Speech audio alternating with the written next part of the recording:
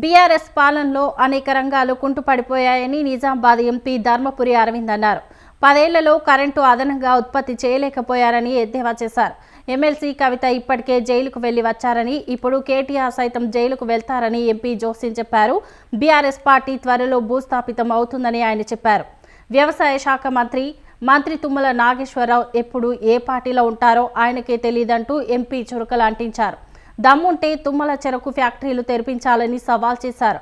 తెలంగాణ మంత్రి తుమ్మల లేఖలు రాస్తే పసుపు బోర్డు రాలేదని ఎంపీ ధర్మపురి చెప్పుకొచ్చారు.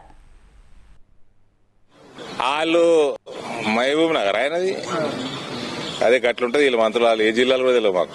మళ్ళీ మేము యాక్టివ్ పొలిటీషియన్, వీళ్ళ పోర్ట్ఫోలియోలు తెలియదు, వీళ్ళు ఎక్కడికెళ్ళి వస్తారో తెలియదు. ఫ్యామిలీ రూల్డ్ పాలిటిక్స్ అంటే ఇట్లుంటాయి. వీళ్ళకట వాళ్ళ వ్యవసాయ క్షేత్రంలో వ్యవసాయం చేస్తారట, బయట మాత్రం వేరే పొలాలలో కోరు, వేరే రైతులను పట్టించుకోరు. కేసీఆర్ బాపతి ఇదంతా. So silly comments, silly fellows. Tummala Nageswara Rao, నువ్వు తెలుగుదేశంలో ఉంటివి, నువ్వు కాంగ్రెస్ లో ఉంటివి, ఉన్నావు బీఆర్ఎస్ లో ఉంటివి.